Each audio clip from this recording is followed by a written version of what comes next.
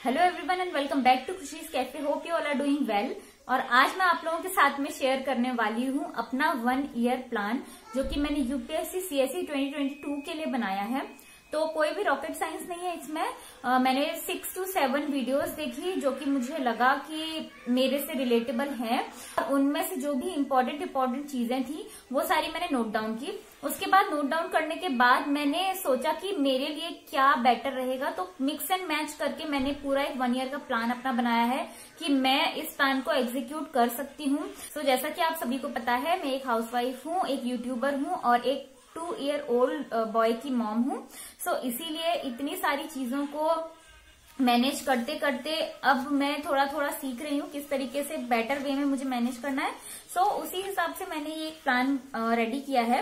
तो अपना जो ब्लूप्रिंट है वो आप लोगों के साथ में शेयर करने से पहले मैं शेयर कर देना चाहती हूँ कुछ इम्पोर्टेंट बातें, क्योंकि ये जो मैं अब रीडिंग करना स्टार्ट करूंगी या प्रॉपर से स्टडी करना स्टार्ट करूंगी वो फर्स्ट टाइम नहीं होगा। अगर आप मेरी वीडियोस पहले से देखते हैं तब तो आपको पता होगा कि मैं एनसीईआरटीज की रीडिंग लगा चुकी हूँ।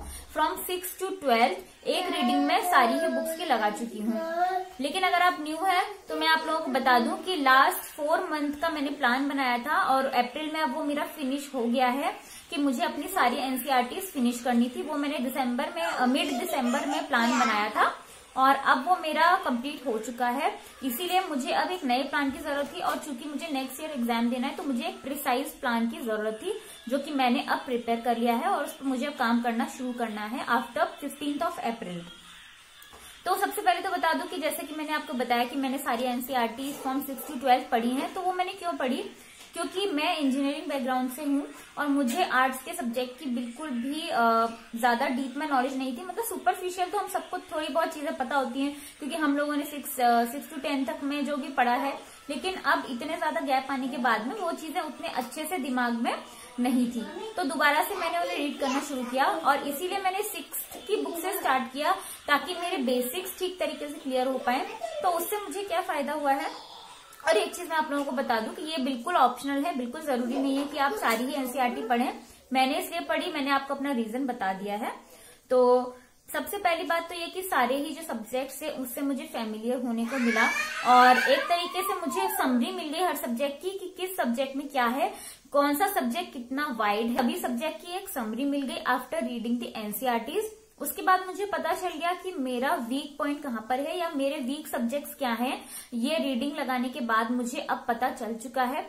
ऑल्सो मुझे पता चल गया है कि कौन सा सब्जेक्ट मैं किस तरीके से रीड करती हूँ तो वो जल्दी रीड हो जाता है। तो मुझे ये पता चल गया है कि किस सब्जेक्ट में मुझे कहाँ पर डिफिकल्टी है और मैं कितना टाइम उसको रीड करने में लगा सकती हूँ और कितनी जल्दी मैं उसको कंप्लीट कर सकती हूँ। तो एक सुपरफिशियली मुझे सारे सब्जेक्ट की नॉलेज मिल गई आफ्टर दी 1 रीडिंग। और एक चीज इन 4 मंथ्स में ये हुई है कि मैं बहुत सारे प्लान्स हिट एंड ट्रायल करती रही, बीच बीच में अपने लिए कुछ ना कुछ रूटीन्स या कुछ ना कुछ डेली के प्लान बनाती रही।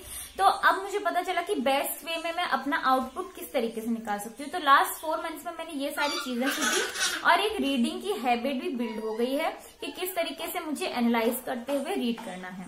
अब मैं आप लोगों के साथ में शेयर कर देती हूँ मेरा ये 1 ईयर प्लान। तो मैं स्क्रीन पे इसकी फोटो भी लगा दूंगी और साथ साथ में मैं इसको रीड करते हुए चलती हूँ आप लोगों के लिए। तो सबसे पहले तो अभी जब अप्रैल में 15 के बाद मैंने सोचा है कि क्योंकि जो सीसेट है उसके लिए मुझे बहुत ज्यादा अलग से प्रिपेयर करने की जरूरत नहीं है, क्योंकि मैंने ऑलरेडी बैंकिंग वगैरह की प्रिपरेशन की हुई है बिफोर मैरिज। तो मुझे क्वांट वगैरह, रीजनिंग और इंग्लिश के कुछ चीजें मुझे आती हैं जो कि बैंक वगैरह में आई थी। तो मैंने उसको सीसेट से कंपेयर किया तो ऑलमोस्ट लाइक सेम है एसएससी बैंकिंग के पैटर्न पे सीसेट का पैटर्न भी।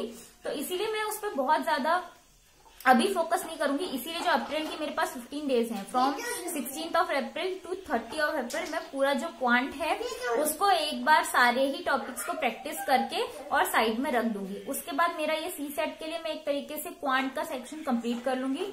और रीजनिंग की मुझे अभी जरूरत नहीं है क्योंकि ऑलरेडी वो मेरी काफी अच्छी थी, तो वो मैं उसको बिल्कुल लास्ट में ही करूंगी बिफोर प्रीलिम्स। तो ये मेरा क्वांट यहाँ पे इस तरीके से इन 15 डेज में कंप्लीट हो जाएगा और ये मेरा प्लान है। हो सकता है कि आपके लिए क्वांट को 15 डेज में कंप्लीट करना पॉसिबल ना हो पाए तो आप मेरे प्लान के ऊपर 100% रिलाई मत कीजिए, बस सुन लीजिए, देख लीजिए, उसके बाद अपना प्लान आप अपने हिसाब से बनाइएगा।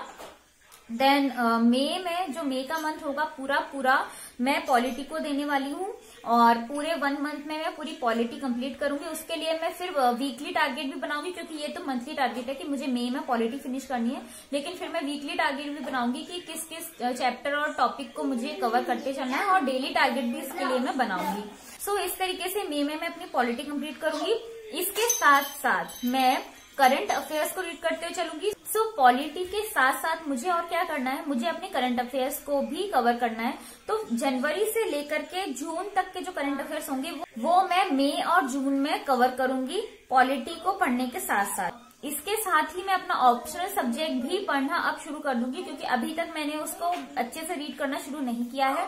और ये ऑप्शन ऐसा है कि मैंने बहुत सर्च किया तो काफी ज्यादा मुझे यही पता चला है सर्च करने के बाद कि ये सब्जेक्ट बहुत ज्यादा वाइड है, बहुत वास्ट है, और इसका जो सिलेबस है वो किसी एक बुक के अंदर प्रॉपर नहीं मिलेगा, बहुत सारे सोर्सेज चाहिए होंगे। इसीलिए मैं इसको साथ साथ में अभी से ही करते चलूंगी धीरे धीरे करके। तो एवरीडे 2 आवर में अपने ऑप्शनल को दूंगी।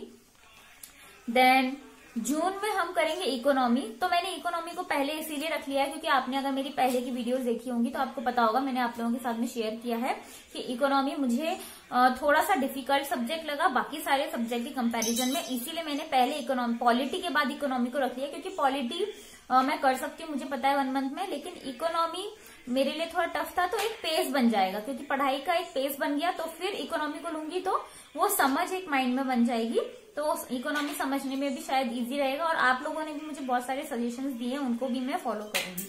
देन जुलाई में हम कर लेंगे अपनी हिस्ट्री, अगस्त में कंप्लीट करेंगे ज्योग्राफी, सितंबर में करेंगे सोशियोलॉजी, एंड अक्टूबर में मैं फिनिश कर लूंगी एथिक्स। तो इस तरीके से सब्जेक्ट वाइज मैंने मंथ्स को डिवाइड कर दिया है कि किस मंथ में मुझे क्या सब्जेक्ट को कंप्लीट करना है। इसके साथ साथ मैं नोट मेकिंग भी चालू कर दूंगी। इन सब्जेक्ट को पढ़ते पढ़ते मैं नोट्स भी अपने बनाती रहूंगी, और करंट अफेयर्स बिल्कुल मेरे चालू रहेंगे। मैं आपको अभी तो नहीं बता पाऊंगी क्योंकि अभी मैंने फिक्स नहीं किया है कि मैं करंट अफेयर्स के लिए कैसे करूंगी, लेकिन एक जो है विजन आईएएस की मैगजीन वो तो मैं लूंगी ही लूंगी। उसके अलावा अगर मैं कुछ करूंगी तो मैं आप लोगों के साथ में आगे आने वाली वीडियोस में शेयर कर ही दूंगी। देन ऑप्शनल भी हमारा पूरे टाइम साथ चलता ही रहेगा, फ्रॉम मई ऑनवर्ड्स टू अक्टूबर। मैं साइड बाय साइड जो ऑप्शन को 2 आवर पर डे दूंगी, उसके अकॉर्डिंग मैं ऑप्शनल को भी फिनिश करते हुए अपने चलूंगी।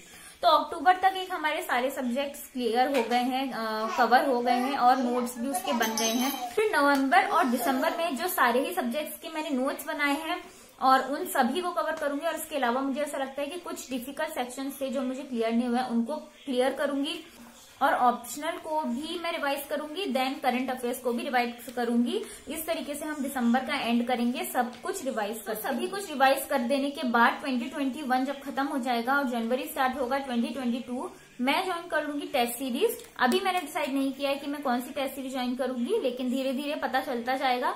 प्लस हम रिवीजन साथ साथ करते जाएंगे, और आंसर राइटिंग के ऊपर बहुत ज्यादा फोकस करेंगे। आंसर राइटिंग तो हम जो जो सब्जेक्ट क्लियर करेंगे उसके साथ साथ में भी उसको प्रैक्टिस करेंगे, लेकिन अब पूरा फोकस जनवरी और फरवरी में आंसर राइटिंग पर रहेगा, क्योंकि टेस्ट सीरीज ज्वाइन कर लेंगे। उसके बाद फरवरी, मार्च, अप्रैल में प्रॉपर सी सेट की प्रिपरेशन शुरू करूंगी। उसका टाइम टेबल मैं अभी आप लोगों को नहीं बता रही हूँ, क्योंकि अभी मैंने भी नहीं बनाया है, तो वो मैं धीरे धीरे ही पहले ये देख लूं कि ये जो टाइम टेबल है मैं किस तरीके से फॉलो कर पाती हूँ, और बीच में अगर कोई चेंजेस मुझे करना पड़ा तो वो मैं करूँ। तो यही मेरा एक फिक्स टाइम टेबल है। इसके अकॉर्डिंग मैं अब नेक्स्ट 1 ईयर तक चलने वाली हूँ। और इसके अलावा वीकली टारगेट तो हम अलग बनाएंगे ही, डेली टारगेट मैं अपने अलग बनाऊंगी ही, वो एक अलग बात होगी। लेकिन ये एक ब्रॉडर वे में एक टाइम टेबल या फिर एक ब्लूप्रिंट आप कह सकते हैं कि अगले 1 साल में मुझे कैसे काम करना है वो मैंने बना लिया है। सो आई होप आप लोगों के लिए भी ये कुछ हेल्पफुल रहे। आप लोग पूरी तरह से इस टाइम टेबल के ऊपर रिलाई मत कीजिएगा, अपना टाइम टेबल खुद बनाइएगा, क्योंकि मैंने भी 6 to 7 वीडियोस देखी, उसके बाद में ये टाइम टेबल बनाया है। थोड़ा बहुत इधर उधर से मिक्स एंड मैच करके जो मुझे अपने लिए पॉसिबल लगा, क्योंकि लास्ट 3-4 मंथ से जो मैं पढ़ रही हूँ जिस तरीके से, तो मुझे उससे थोड़ा सा आइडिया है कि मैं किस सब्जेक्ट को किस तरीके से अब करूंगी। इसके अलावा स्टैंडर्ड बुक्स मैंने अभी पूरी तरह से डिसाइड नहीं की है, तो इसीलिए मैं पॉलिटी से स्टार्ट कर रही हूँ, क्योंकि उसके लिए सिर्फ हमें एम लक्ष्मीकांत चाहिए और एनसीईआरटी तो मेरे पास है ही। सो इसीलिए नेक्स्ट 1 मंथ में जब मैं पॉलिटी पढ़ूंगी इसके साथ साथ पूरी तरह से क्लियर कर लूंगी कि अदर सब्जेक्ट्स की मुझे क्या क्या बुक्स लगेंगी, स्टैंडर्ड बुक्स लगेंगी या फिर नोट्स लगेंगी, वो सारा मैं इसके साथ साथ में क्लियर करती जाऊंगी। तो मैं आप लोगों के साथ में शेयर कर लूंगी जब मैं पूरी तरह से अपने माइंड में इस चीज को लेके क्लियर हो जाऊंगी। अपनी बुक लिस्ट को लेके जब भी मैं क्लियर हो जाऊंगी मैं शेयर कर दूंगी। सो टाइम टेबल को लेके मैं बिल्कुल अब बहुत ज्यादा हैप्पी हूँ और मैं बहुत खुश हूँ कि मैं अपने बर्थडे पे खुद को ये गिफ्ट दे पाई हूँ। सो आई होप आप लोगों को ये वीडियो अच्छा लगा होगा। प्लीज लाइक जरूर कर दीजिएगा, शेयर कर दीजिएगा अपने फ्रेंड्स के साथ में जो कि प्रिपरेशंस करते हो, और चैनल को सब्सक्राइब नहीं किया है तो सब्सक्राइब कर लीजिएगा ताकि आपको मेरी आने वाली वीडियोस की नोटिफिकेशन मिलती रहे। और मैं आप लोगों को याद दिला देती हूँ कि फ्रॉम 16 to 30 अप्रैल मैं डेली व्लॉगिंग करने वाली हूँ 15 डेज के लिए, क्योंकि मैंने आपको बताया कि मैं इन 15 डेज में क्वांट करूंगी जो कि मुझे पहले से भी आता है, तो इसलिए मेरे लिए डेली व्लॉगिंग आसान होगी। इसलिए मैं 4 AM उठने की प्रैक्टिस भी करूंगी इन 15 डेज में, और ये मेरे लिए एक चैलेंज होगा। आप लोग भी मेरे साथ ये चैलेंज लेना चाहो तो आप लोग भी ले सकते हो, कोशिश कर सकते हो। सो चैलेंज सुबह उठने से ज्यादा रात में टाइम से सोने का होता है, तो वो मेरे लिए एक चैलेंज रहेगा। So I am really looking forward to that also. मिलती हूँ आप लोगों से नेक्स्ट वीडियो में, तब तक के लिए बाय बाय।